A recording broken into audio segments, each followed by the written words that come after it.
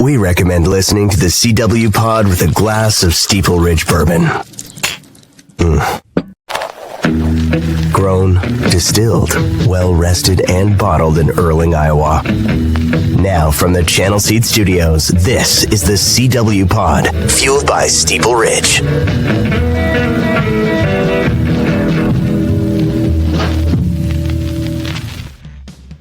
What's up? Welcome to CW Pod here on Iowa Everywhere. My name is Chris Williams. Solo again today is I'm going to dive pretty deep into this Michigan Board of Regents comment last week when it comes to the Big Ten, and never thought that I'd be doing the CW Pod here and all we're going to talk about is private equity. That sounds boring as sin, but here we are. Get yourself a bottle of Steeple Ridge Bourbon because you may need it for the next 20 minutes or so with this bad boy. We appreciate them being our title sponsor. We're going to be in their neck of the woods next week, I believe. I don't want to get everybody's hopes up too much, but the anticipation is that the annual Halloween episode will take place inside of a haunted house coming up next week. Stay tuned. Good luck with that. You're really not going to come? You're the producer of the show. 0% chance. I have told you pretty close to day one since we started, I'm not doing a ghost hunt. That's like my What are you one bugaboo. What are you afraid of? If you think they're fake, what do you... No, it's absolutely not that. You think it's going to follow you home? Yeah, that's my main thing. That's the one part I worry about. Because I think that this spirit will be taken to me. If anything, I'm too much of a believer. I'm definitely not anti that. Well, I think that it's going to be a hoot. Well, again, we're ironing out details. I want to bring Sipker with me. And Van He's Winkle. a total non-believer, right? Here's going to be the key, because Van Winkle's going to be running the camera, right? And the key is, because these spirits, they like to suck the energy out of the electronics. You ever hear that? People's phones will die. And stuff. Yeah, it all just dies. Be really interesting to see how this happens with Van Winkle and all the, we run a high-tech shop here in the Channel Seed Studios. So I'm anxious to see how this all plays out. Again, I don't want to tease it too much in case the thing blows up, but I think we're going to be out in Western Iowa next week hunting.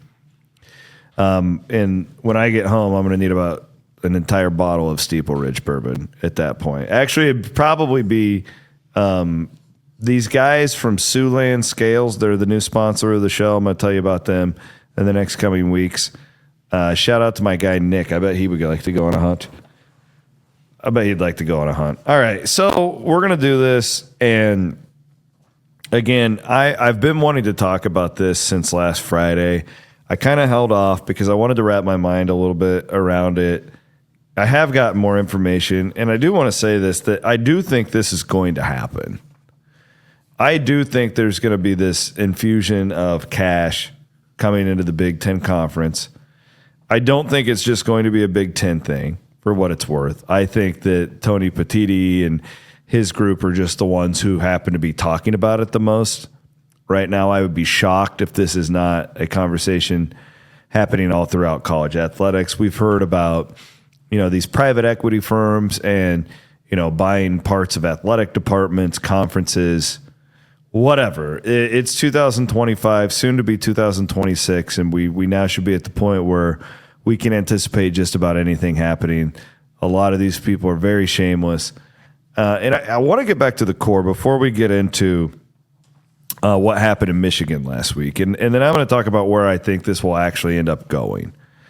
And I hope that if you've made it this far into the show, that you appreciate at the very least, if not my knowledge, but my passion for sports business. And this is what I get excited about. I get more excited to break this stuff down than I do the games anymore. Right or wrong, good or bad, it's just kind of where I land. I'm not always right. Oftentimes these things will swerve and you've got to readjust what you think. But I want to give my very detailed, uninterrupted thoughts on all of this, where I think it will go from here. And I think it's important to start with something my father taught me when I was 12. Okay? And that is that if it's if it's me wanting to save up enough money to buy the WCW pay-per-view, did that a lot, NWO for life. If it's saving up for your first car, if it's a family of 4 in suburbia and you've got to pay your bills at the end of every month, it's a very clear where it really doesn't have it matters how much you make and how you can live. But when it comes to being able to pay your bills, you can give. My dad taught me this when I was 12. You can always give yourself a raise every month by taking away debt that you owe somebody per month. Okay, so think about it as you've got $1,000 car payment. If you can get rid of that car payment, all of a sudden that $1,000 is available to you to spend however you want it. Maybe you put it towards other debt to pay off your student loans. Maybe you want to take $500 of that to pay off on your mortgage, and you want to invest $500 of it however you see fit. Maybe you want to take $200 of it and say, hey, we're going to take the family to the movies a couple of times a week, and we're going to invest the rest. Whatever. When you get rid of the $1,000 that you have to pay for your car, you can use it elsewhere. You've given yourself a raise effectively on a month-to-month basis. And the thing that drives me crazy, especially at the really high-end level of college athletics, is this talk, and it happens all over the country. Well, we just don't have any money. There's just not enough money. How are we supposed to pay the players now? We don't have any money. No, you've got money. You have a spending problem. You don't have a revenue problem. You've never had a revenue problem in college athletics. And you need to take a step back and look around. Here's a stat for you, okay? This comes from ESPN. This is about 2 years dated. But between January 10th, January of 2010, January in 2021. This is according to ESPN. Public universities and the FBS, so this doesn't count like D2, whatever. More than $533 million in dead money was paid to fired football, men's and women's basketball coaches. That's over $500 million over the course of just over 10 years. And that number has since gone up, right? And that's been a big talker here the last couple of weeks with James Franklin. We're hearing it right now with Mike Norvell. Again, comes to you have a spending problem, not a revenue problem. For too long, these coaches and the agents have basically, I don't have a better way to put this, they've had the athletic departments by the balls, where they could basically dictate. Like Cignetti just did this last week at Indiana, $100 million buyout. Insane for a 64-year-old guy. Like, I know he's really good. You just signed your soul away to Curt Cignetti. It's probably going to be worth it for them at the trajectory that they're going. I would love to see if they lose at Penn State on Saturday. What do we think then? Did our minds just change on Curt Cignetti in 1 week? Because I certainly see that in college athletics all the time. We live in a world of peaks and valleys in college athletics.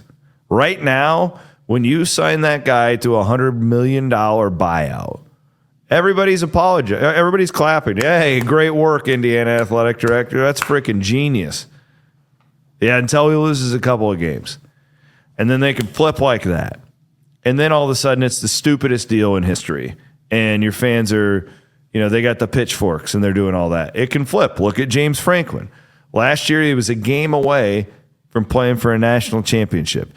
This year, he was fired in early October. These things change fast. You get one bad apple in the locker room, it can switch the whole thing. So I promise we're going to get to this private equity thing, but we have to acknowledge the basis of the problem. College athletics spends too much money. And the reason they're in this spot is because for the last 100 years, Amateurism was built off of not having to pay the athletes the actual money. Now, I get it, and there's going to be many people listening to this inside of the athletic departments, and I can feel your text messages right now. I understand that they got scholarships. I understand that room and board and food and all that stuff is not free. They've gotten benefits. No denying any of that. And for the most part, I would argue that the scholarships are very, very valuable. I would argue that they have been very beneficial to the overwhelming majority of student athletes, where they probably, based on their name, image, and likeness alone, are not worth the value of that scholarship. Okay, all of this stuff can be true. But the problem is you never had to pay your workforce. And some guys were getting paid in other ways, but you never had to pay them. It never had to come off the books like that. So to maintain your tax status, you had to find a reason that these nonprofit institutions like the Big Ten Conference are not just making money like crazy. So you have to spend it somewhere. You spend it in places like coaches' salaries that have continued to go up, which have led us to these types of buyouts. You spend it on extravagant areas of campus that benefit the athletes, like locker rooms, right? Like we need a barber shop in the football complex. All these things, this is what you've spent your money on. Didn't have to spend it on the players. Well, now all of a sudden you've got to pay the players, and we're all looking around at each other like we don't have any money. No, we have money. We spend too much of what we make. The entire economic model got flipped on its head overnight, and that's the problem here. Okay, so we just need to establish all of that before we get into the private equity Big Ten conversation. I want to read a quote from her. Her name is Senator Maria Cantwell. She's a Democrat from Washington. She's a ranking member of the Committee on Commerce, Science, and Transportation. And she sent a letter to Big Ten presidents and chancellors on Friday where she has concerns about a possible deal with private investors. She says, quote, "This proposed deal with private equity investor may be counter to your university's academic goals, may require the sale of university assets to a private investor, and may affect the tax-exempt status purpose of these assets. I have been informed by regents and trustees of Big Ten member institutions that they have not been fully briefed on the deal under consideration. This draws into question whether the conference has been transparent about details and long-term consequences of the deal." And so basically, dumbing it down, they've lived under this whole tax-exempt thing forever. It's why when you look at the USA Today database, most of these athletic departments, they don't really show many gains. Whatever their revenue number is, they're going to try and hit the expense number so it's very close to it, right? Because they don't want to be taxed and all that stuff. We don't need to get into an economics conversation here, but that's the whole reason that she is sending this letter to the Big Ten. Again, I think that we're actually going to go this way. I think this will eventually happen, but we did see one of the regents at Michigan stand-up. Can you look up his first name, Aiden? Ackers, his last name. I just printed this off from Scott Docterman, who you can listen to each and every week on Legends and Listeners. This was his article via The Athletic. And this regent stood up and said the following. And I think it's pretty brilliant. He says, "When selling our equity, enough is enough. The Big Ten has expanded 4 times, added 7 schools in the last 14 years. On each of these occasions, we were told that the new revenue would be enough to cover our soaring expenses. We were told that we had to do this, a football title game, more basic cable fees, adding Los Angeles, adding a West Coast wing. I'm glad these institutions are part of the league. I really am. However, here we are trying to solve the same old problem with a new and this time rush solution. Now we have to do this deal giving away 10% of future media revenue for the next 21 years, even though no one knows what college athletics or media will look like. The ACC thought a long-term deal was a great idea. Within a few years, they were suing each other." which is very profound. Jordan Acker is his name. This is a regent at the University of Michigan. That was his quote right there.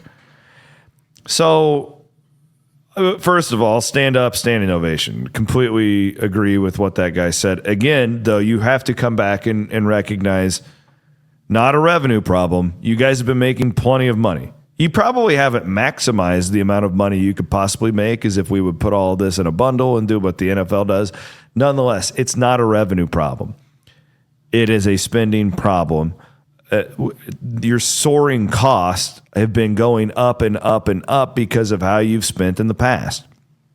I think this gentleman is smart enough to know it, but that's one of the quiet things you can't say out loud because it's going to screw up the entire farce that we've been living in for the last 50 years. I think what I'm going to read between the lines here, and I don't necessarily know if one of the regents is saying this, but the two schools that are reportedly anti this private equity thing are USC and Michigan. Notice it isn't Iowa and Rutgers. Notice it's not UCLA, who has massive debt right now. And I've said for 10 years that when you look around, and Jamie Pollard has since said this, he's been one of the few administrators in college athletics that has said something similar. And this is exactly where I think this is going to go. When you look around and you are Michigan, you are Ohio State, let's throw Penn State and USC into the mix. Maybe Oregon, although they're more Phil Knight and less media driven. Eventually, it could be, because part of this deal is that the revenue will pay out based on like how you earn it, what your television rights are. So this would start to kind of separate where Ohio State is making more money than Rutgers is, right? Because right now it's an even distribution.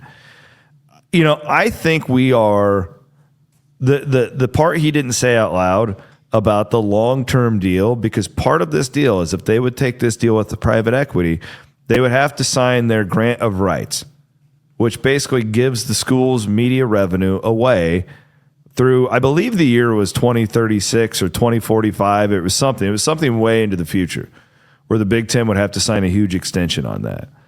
I don't think that the big schools want to do that. And I'll tell you why. Super League. That's why.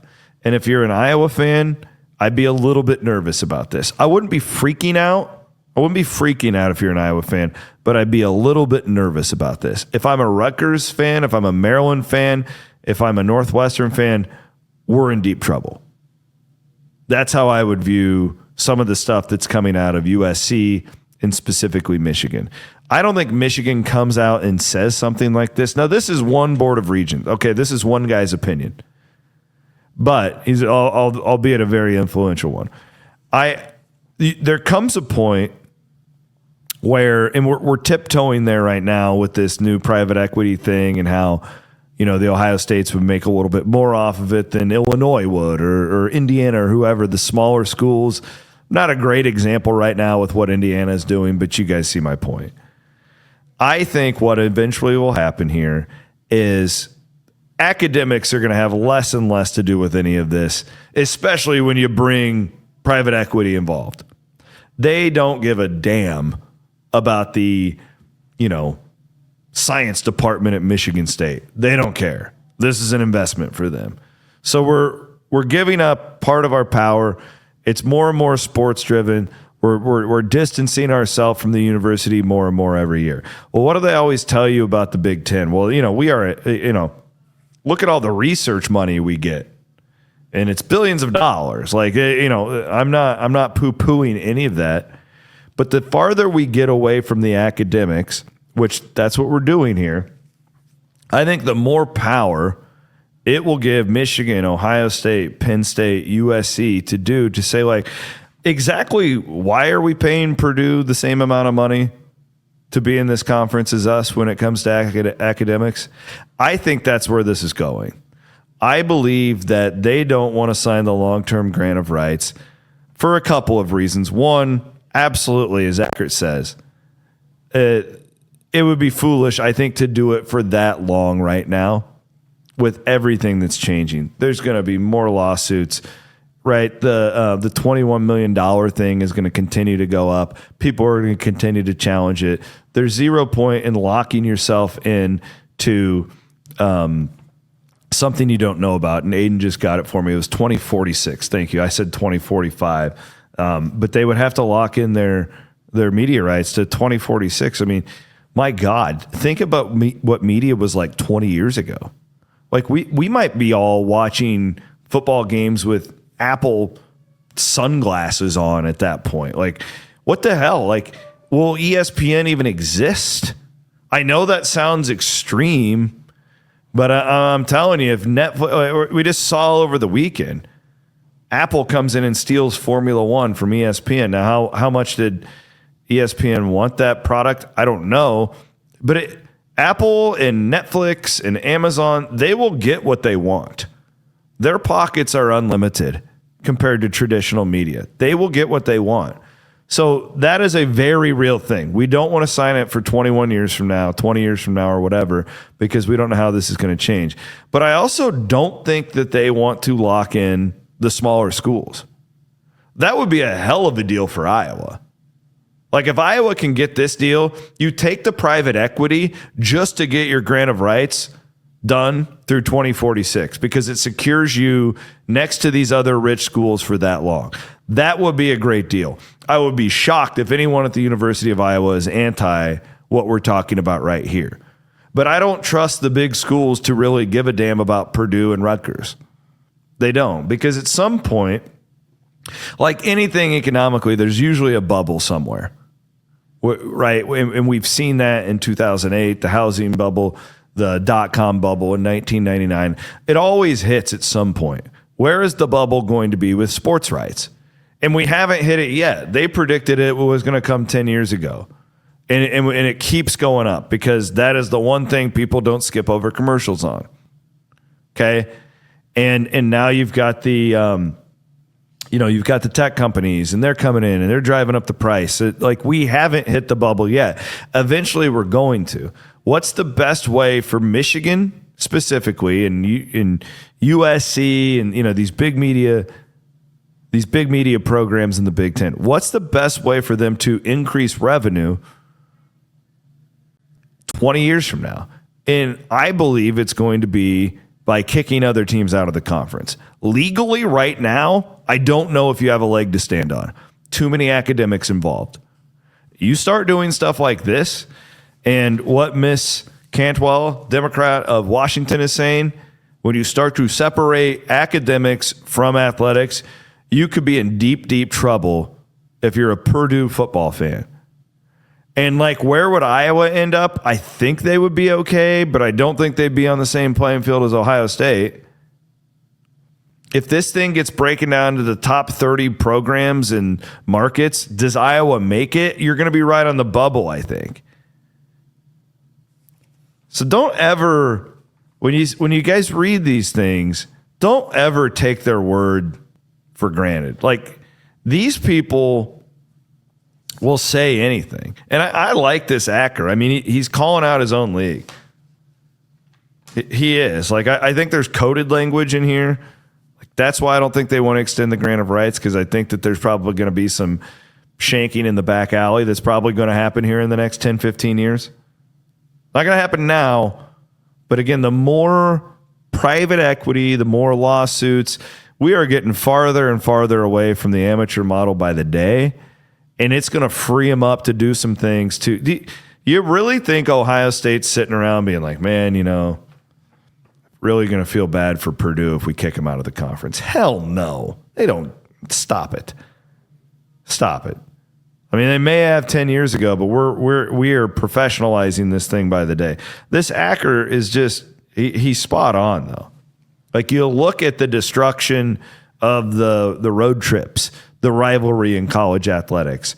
Some of it's evolution. Some of this was always going to happen. But if I look around at these conferences now, who has it better?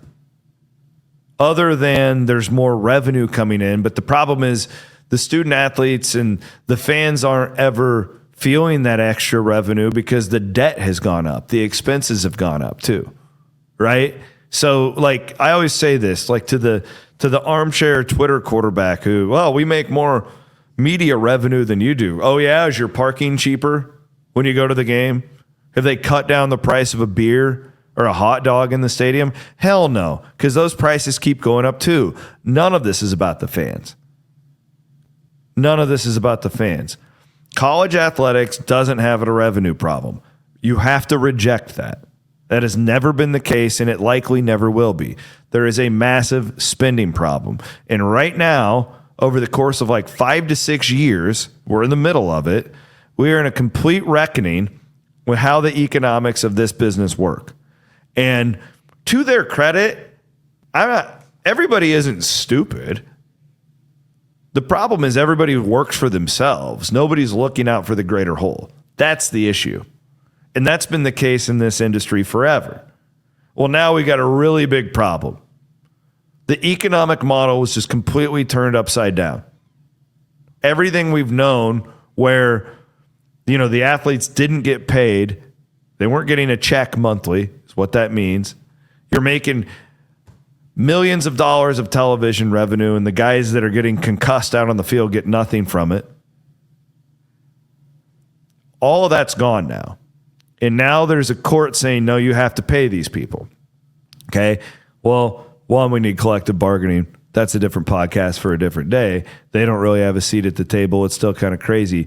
But the problem is now you who's going to pay for the barber shop in the locker room now? Well, that money should probably be going to the quarterback, right?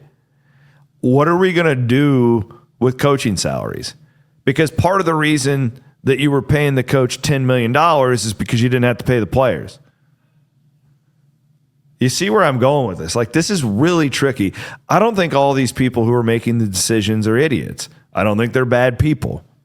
I think we're in a really complex time where it makes it even more complex when everybody in the room is looking to shank the other one in the back alley.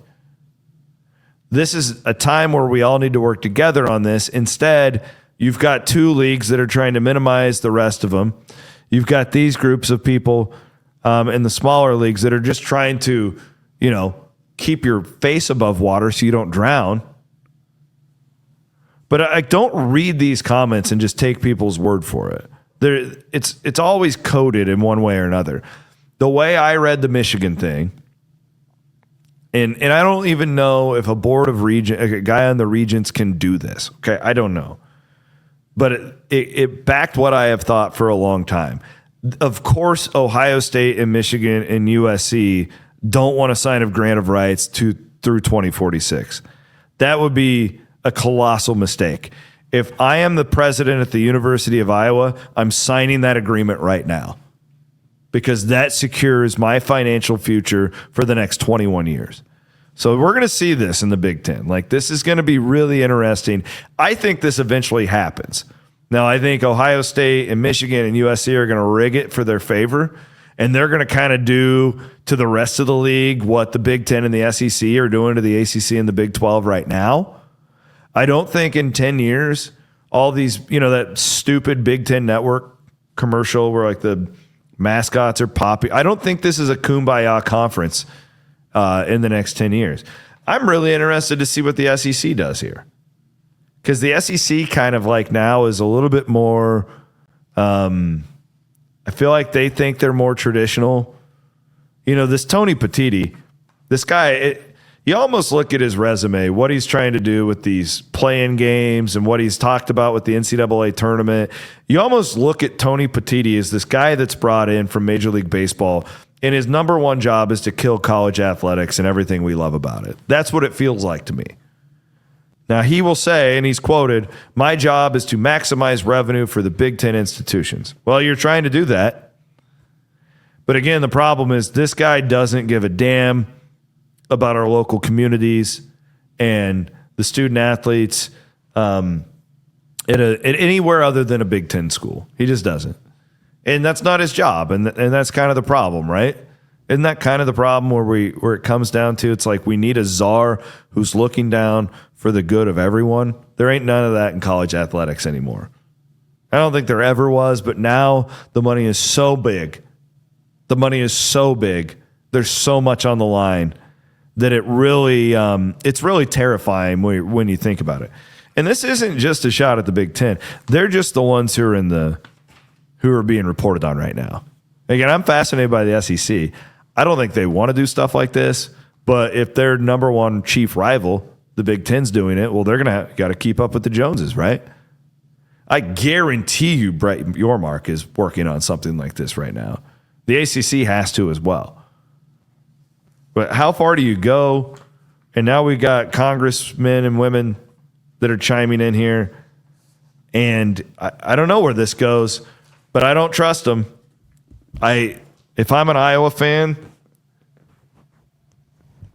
you may be against the private equity thing, but I think it's best for you that this thing gets done. I really do.